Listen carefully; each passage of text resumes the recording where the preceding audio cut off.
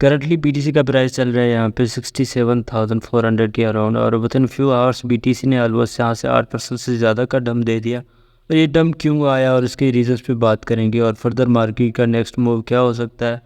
उससे पहले आपसे रिक्वेस्ट है, अगर आप हमारे चैनल पर पहली बार आएँ, चैनल को सब्सक्राइब करें, वीडियो को लाइक करें। यहाँ पे आपको सब्सक्राइब करने का बेनिफिट ये मिलेगा, यहाँ पे डेली बेसिस में मार्केट अपडेट्स प्लस में कॉइन्स के बारे में टेक्निकल एंड फंडामेंटल शेयर किए जाते हैं, जिसको यूज़ करते हुए आप डिफरेंट कॉइन्स बाय कर सकते हैं। डिफरेंट कॉइन्स की इन्फॉर्मेशन आपके पास होगी तो उन्हीं कॉइन्स में एंट्री बना के अच्छा बेनिफिट हासिल कर सकते हैं। उसके साथ ही अगर आपने हमारी व्हाट्सएप कम्युनिटी ज्वाइन नहीं की, इसको ज्वाइन कर लें। ज्वाइन करने का बेनिफिट आपको ये मिलेगा, जब मार्केट कल यहाँ पे डंप करी थी, डंप से पहले ही मैंने यहाँ पे अपने ग्रुप में अपडेट दी थी और रीजंस भी बताए थे साथ में कि बीटीसी क्यों डंप होगा।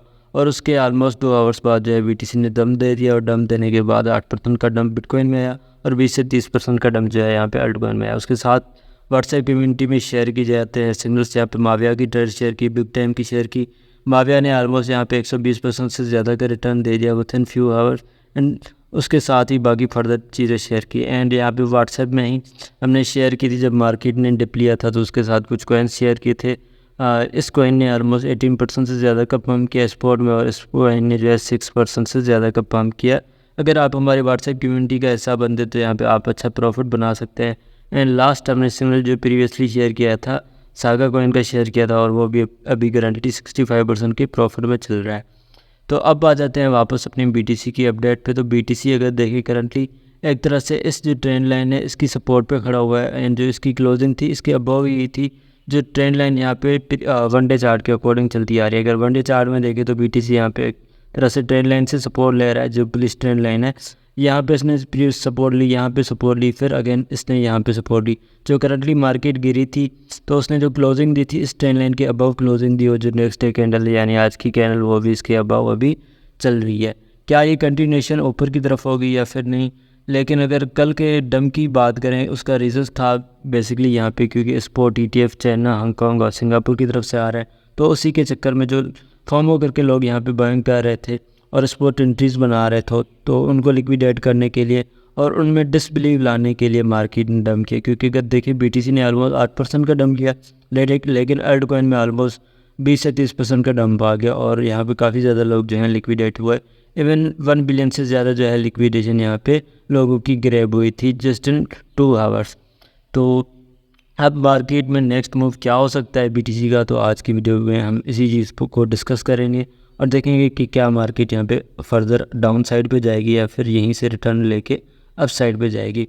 उससे पहले अगर आप देखें तो प्रीवियस हॉलविंग से पहले ऑलमोस्ट फ्यू वीक्स पहले यहाँ पे 2019-20 में कोरोना आ गया। कोरोना की वजह से ऑलमोस्ट बीटीसी डंप हुआ था यहाँ पे 67%, क्योंकि उस टाइम यहाँ पे इंस्टीट्यूशनल की इन्वॉल्वमेंट नहीं थी, like BlackRock and Fidelity and other institutional जिनके स्पॉट ETF अभी रिसेंटली यहाँ पे लॉन्च हुए थे।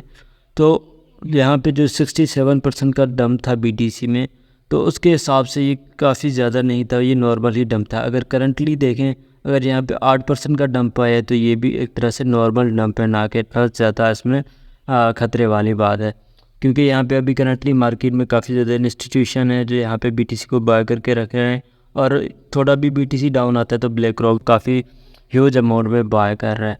अगर इसी चीज़ को देखते हुए हम लिक्विडेशन मैप पे आ जाते हैं, तो करंटली बीटीसी में जो शॉर्ट्स एंड लॉन्ग की सिनेरियो है, तो उसमें जो ज़्यादातर लिक्विडिटी है या फिर जो ज़्यादा ओपन पोजीशन है वो है शॉर्ट्स की। तो उसी की वजह से मार्केट में जो लिक्विडेशन मैप दिखा रहा है वो यही चीज़ दिखा रहा है कि सबसे ज़्यादा जो लिक्विडेशन है वो शॉर्ट्स की। अगर बीटीसी अगेन वापस ऑलमोस्ट 70,500 के अराउंड जाता है तो ऑलमोस्ट 650 मिलियन जो है यहाँ पे लिक्विडेट हो जाएंगे शॉर्ट्स के। अगर वहीं पे डाउन साइड पे आता है तो ऑलमोस्ट 64,800 के अराउंड जहाँ पे 330 मिलियन डॉलर्स की लिक्विडेशन होगी लॉन्ग्स की।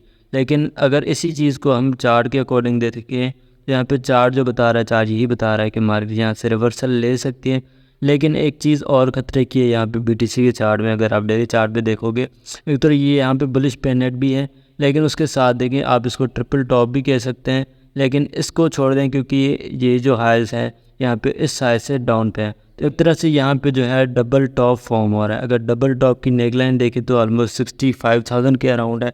अगर ये ब्रेक कर जाता है तो फिर नेक्स्ट इम्पोर्टेंट सपोर्ट ऑलमोस्ट यहाँ पे 61,000 के अराउंड रहेगी। अगर ये इसको भी ब्रेक कर देता है फिर जो नेक्स्ट टारगेट होगा ये 52,000 के अराउंड होगा, जहाँ तक BTC जा सकता है। लेकिन मुझे पर्सनली नहीं लगता कि BTC इतना डंप करेगा। डंप ना करने का रीज़न एक तो हाल्विंग ऊपर आ रही है, हाल्विंग के साथ जो है इंस्टीट्यूशनल बाइंग डेली बेसिस पे बिटकॉइन में हो रही है। तो इसी के चक्कर में अगर हम देखें BTC डोमिनस को, तो BTC डोमिनस यहाँ पे इंक्रीज़ कर रहा है, और BTC डोमिनस जब इंक्रीज़ करता है तो उसके साथ ही BTC में भी अच्छा जो है यहाँ पे पंप आने की पॉसिबिलिटी रहती है। अगर करंटली देखें वीकली चार्ट के अकॉर्डिंग तो BTC यहाँ पे एक तरह से इनवर्स हेड एंड शोल्डर भी बोल सकते हैं आप इसको, या असेंडिंग ट्रायंगल इसका ब्रेकआउट किया था। ब्रेकआउट करने के बाद इसने जो कैंडल क्लोज की थी स्नेक लाइन के अबव क्लोज की थी, और जो इस वीक की कैंडल है ये भी यहाँ पे ऑलमोस्ट अच्छा पंप कर चुकी है। प्रीवियस वीडियो में मैंने जो टारगेट दिया था ऑलमोस्ट 7% का जो टारगेट था उसका ऑलमोस्ट यहाँ पे हाफ BTC डोमिनेंस कवर कर चुका है। अगर ये फर्दर अप साइड पे जाता है और इस लेवल तक जाता है तो यहाँ पे एक तरह से रेजिस्टेंस इसको फेस करना पड़ सकती है वीकली चार्ट के अकॉर्डिंग। अगर यहाँ तक आता है तो फिर डेफिनेटली इसमें थोड़ी सी करेक्शन आ सकती है। जो करंट मार्केट प्राइस चल रहा है BTC डोमिनेंस का में भी यहाँ तक है, क्योंकि ये वीकली चार्ट है तो वीकली चार्ट के अकॉर्डिंग काफ़ी ज़्यादा टाइम भी इसमें स्पेंड हो सकता है, और उसी के अकॉर्डिंग में भी मार्केट जो है मूव करे। हो सकता है क्विकली जिस तरह से ये वीक की कैंडल जो है पंप हुई है इसी तरह से नेक्स्ट वीक की कैंडल भी जो है इस तरह से पंप हो जाए, एंड देन जो डंप होगा वो भी मे भी इस तरह से हो। लेकिन क्योंकि वीकली या फिर डेली चार्ट होता है वो, तो उसी के अकॉर्डिंग लो मूव करके अपने टारगेट्स तक जाती है। BTC डोमिनस के चार्ट के साथ अगर हम कंपेयर करें टोटल 3 के चार्ट को, यानी जो अल्टकॉइन की मार्केट कैप है, तो उसको अगर यहाँ पे कंपेयर करें तो एक तरह से BTC डोमिनस ने तो यहाँ पे असेंडिंग ट्रायंगल या फिर इनवर्स हेड एंड शोल्डर का ब्रेकआउट कर लिया था, लेकिन उसके साथ ही यहाँ पे बन रहा है एक इंटरेस्टिंग चार्ट ट्रिपल टॉप, या फिर आप इसको बोल सकते हैं हेड एंड शोल्डर पैटर्न, जो यहाँ पे इन्वर्स था यहाँ तरह से हेड एंड शोल्डर पैटर्न है। अगर इसकी देखें तो एक तरह से इसने ट्रेंड लाइन का भी ब्रेक डाउन किया था प्रीवियसली, और ट्रेंड लाइन का ब्रेक डाउन करने के बाद यहाँ पे ऑलमोस्ट ये अपनी लोकली सपोर्ट पे खड़ा हुआ है, और एक तरह से ये जो नेक लाइन थी हेड एंड शोल्डर पैटर्न की इसको भी इसने यहाँ पे कर दिया है ब्रेक। अगर ये इसको रीटेस्ट करने के बाद अगेन कंटिन्यूएशन करता है डाउन साइड पे तो ऑलमोस्ट अल्टकॉइन की मौत हो सकती है, और अल्टकॉइन मज़ीद जो है यहाँ पे 50 से 60% डंप कर सकते हैं।